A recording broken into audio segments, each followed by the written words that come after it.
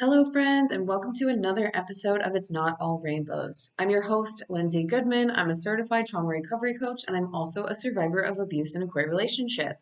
I'm here to help you understand what's really going on in your relationship to help get you out and on the road to recovery.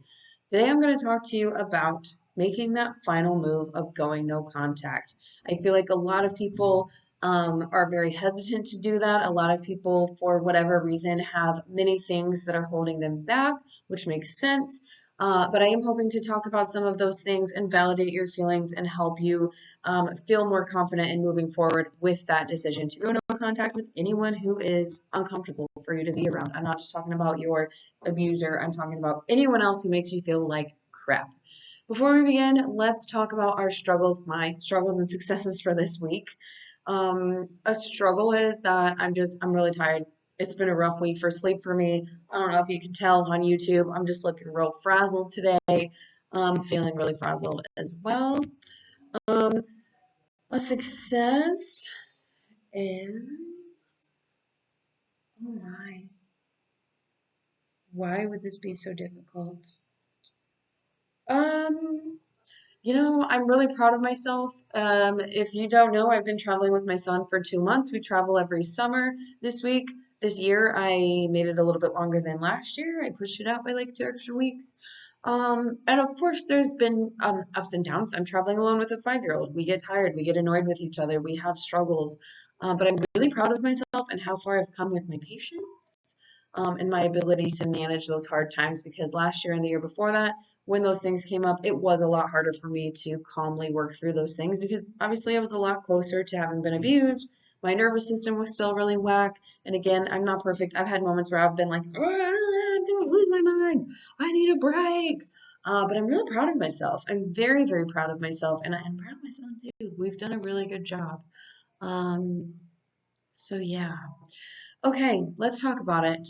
Um, a lot of times I have clients who are just on the cusp of getting away from their abuser, but they're still trapped in it.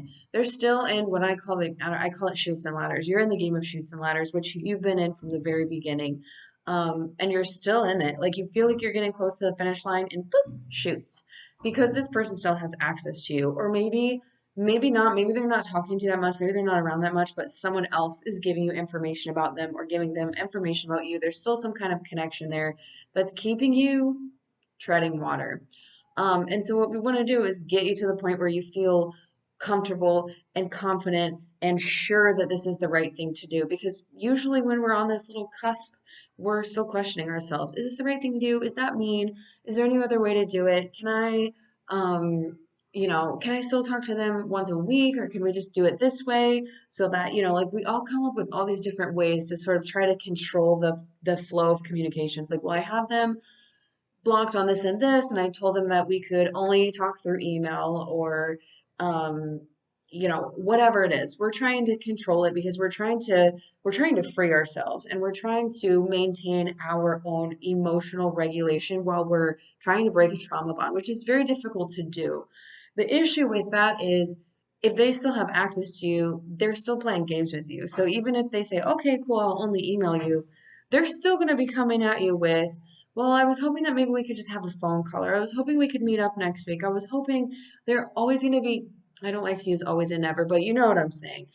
They're not just going to say, okay, you said I could email you every Wednesday. I know that's really strict and probably unlikely, but they're like, okay, I'll just email you on Wednesday and I won't say anything that's like fishy, baity, like trying to lure you in. I'm just going to tell you how my week was, ask you how your week was, whatever. I don't know. I've never done that. Like, I don't know. Sometimes people break up and they want to keep in touch in that way and stuff like that. For me, no offense, but if you're breaking up, please just like take the time to be apart and learn to be apart. And if you really are like, could potentially have a good friendship or connection down the road, circle back and genuinely be friends once you've both taken some time to heal, right? The thing about abusive people is they want to keep you tied in somehow. And I did talk about that a couple weeks ago. I have an episode that just came out about um, how abusive people will do things to keep their access to you. And so this is kind of along those same lines. Listen to that episode if you're listening to this and you're like, I need more information. they will try to do things to keep you around, and keeping in contact is one of them. And one thing that's, in their favor with this is a lot of times when you're trying to leave and you're trying to break a trauma bond, you're along for the ride. You know this person is bad for you. You know that it's not healthy for you to talk to them. You don't want them around your kids. You don't want them in your life anymore, but you also can't imagine your life without them. So you're still clinging to them as well. You're still willingly, it's not your fault. You're not bad. You're not dumb. You're not weak. You're still willingly like, okay, yeah, I guess, like, we'll see how this works. We'll see if we can just talk once a week. We'll see if, whatever. But if this person still has access to you in any way, shape, or form, you're still feeling the trauma bond.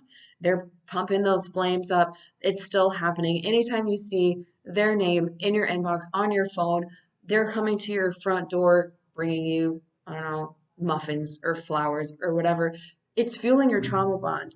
You're still having those feelings of confusion of like, well, it can't be that bad because they're being kind or they're following, like I set a boundary and they're following it. They're following it for now. Because abusive people don't give a rat's butt about your boundary, but what they do know how to do is quote unquote, honor your boundary for a short amount of time to trick you into thinking that they genuinely are changing and respecting you and trying to do things your way magically out of the blue, right? That is not likely when you're talking about an abusive person, a coercive, controlling person. It is not likely. It's all part of the game of shoots and ladders for them. So, what happens a lot is people feel, again, they feel guilty. They feel like they're being cruel by setting a boundary. I have had this conversation with my own trauma recovery coach that I was using a couple months ago for something that I was working through with someone who's not abusive, but I still struggle to maintain boundaries with. I'll just say it is with my ex-husband. We have a pretty set parenting plan where we do things like that, but we're also very flexible. We may change it here and there depending on what works for both of us in terms of our schedules, just to try to make all of our lives easier, but sometimes those boundaries can be pushed. And so I was talking about something that I wanted to do. It was actually about my summer travels with my son. And I was like, I really want to stay past the 4th of July because he always goes with his dad for the 4th of July. But, this year is my year to have him on the 4th of July. But if I go back early, then he could go with his dad. And if I don't, I'm going to feel guilty and blah, blah, blah. And I was like, I can either set this boundary and be mean or I can let him go and be kind. And my coach was like, why is you setting a boundary automatically you being rude and difficult and unkind? Well, that's because we've been taught, not just by our abusers, but by society. If we as humans set a boundary against someone, we're being rude, we're being problematic, we're being whatever you want to call it, dramatic, right? Over the top. And so it's really scary to set a boundary with someone. And so I set that boundary. I was like, you know what? I'm going to see how this goes. Maybe I come to Europe and I'm here for too long. There is a too long when you're traveling alone with a child. Well, that's not true. There's a lot of single parents out there. There's a lot of people who are always with their child, and I can do it and I've done it. But it is hard when you're living out of suitcases and you're moving to place to place. So, um, whatever. Anyway, that's another conversation. But I'm like, you know what? I'm going to do it. I'm going to see how this goes this year. I'm going to set the boundary of our divorce papers say this. This is my year to do this. If in 2 years, when it's my year to have him on the 4th again, I don't want to be gone on the 4th, I'll bring him back and you can take him because that's fine for me. It's okay that you want to be with your family on the 4th of July and bring our son. I got, that's cool. And so that really sunk in with me that it is not mean or cruel to set a boundary because we're doing what is right for us. We're doing what is within our right to do. We're doing what our instinct is telling us to do, right? And so I want you to realize that when you are talking about an abusive person being in your life and them still having access to you, and a lot of times when they're trying to maintain that access to you, they're also trying to, again, this is an episode from a couple weeks ago, say, let's share the dog or let's share the cat or let me still see your children. Or if you have kids together, I really want the kids, I'm going to fight for the kids, blah, blah, blah. But all of this is crap because most of the time, if they do fight for those kids, or the dog, or they say they want this or they want that, they'll do it temporarily, and then you'll find out that they're neglecting the children, neglecting the dog. They don't care. They give the cat to the pound or something like that. It's all part of the act, right? It's just to keep you under their control. They're controlling your schedule. They're controlling your movements. They're controlling, they know that they're coming to your house at this time. You're coming to their house to drop off the dog, blah, blah, blah. They're keeping an eye on you. They're keeping in contact with you and all that stuff.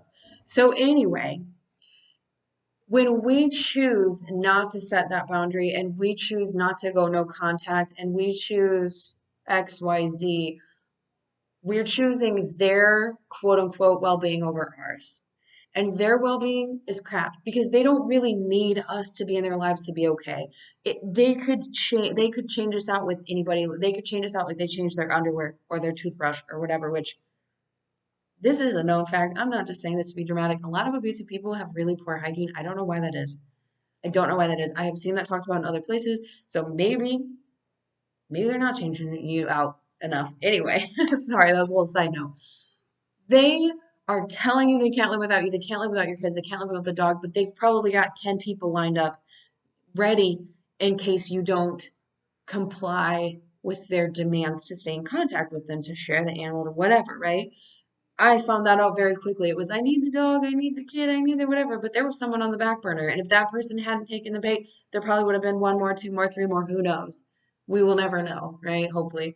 Um, and so, what you're doing by not choosing you is saying that they are more important than you. And we have done this for months and years when we've been with these abusive people.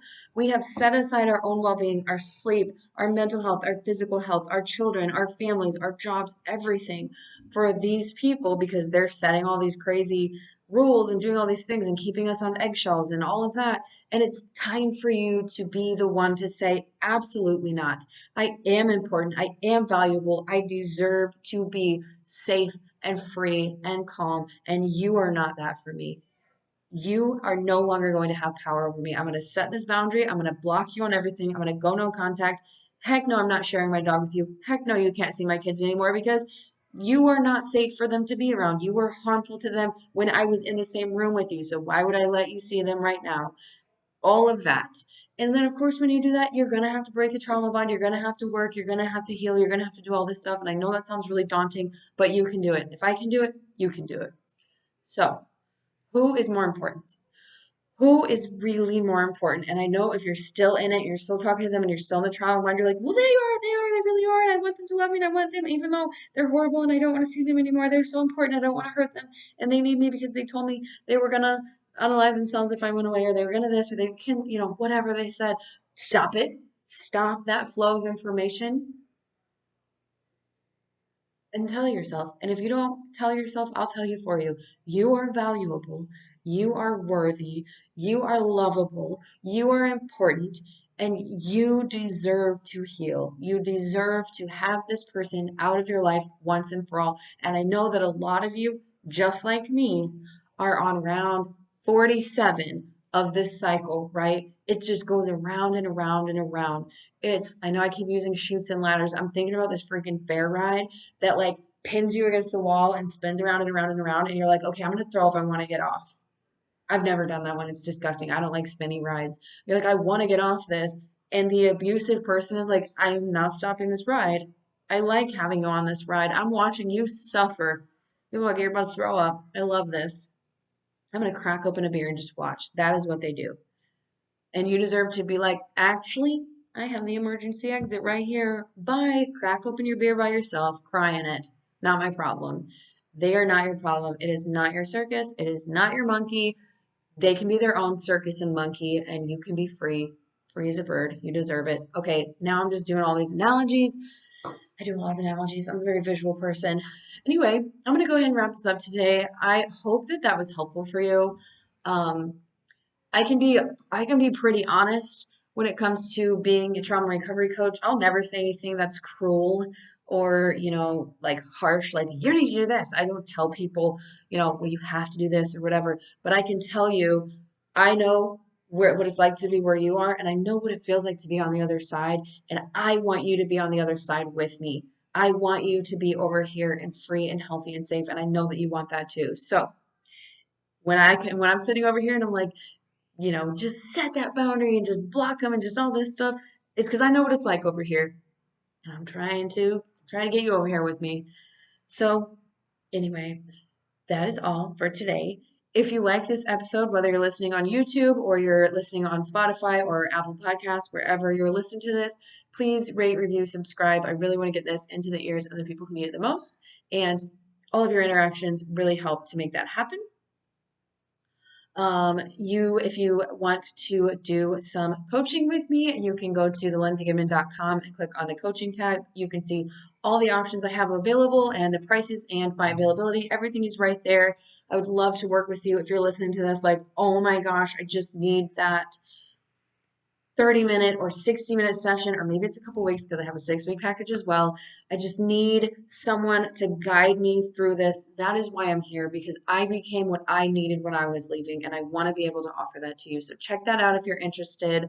And if you've checked it out 10 times and you're like, I don't know if I need that, I just want you to know I did that too. I worked with two people, Lee Hammock and Manjeet Ruprai. I worked with both of them. I met with each of them like twice because I really needed it. But it took me like 10 times of opening their websites, looking at their availability, about to click the button and be like, well, I don't know, maybe I can just do this on my own.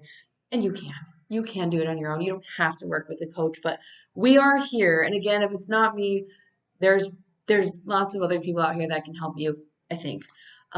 Okay, that's all. Please go do something nice for yourself and drink some water. I'll be back next week with more.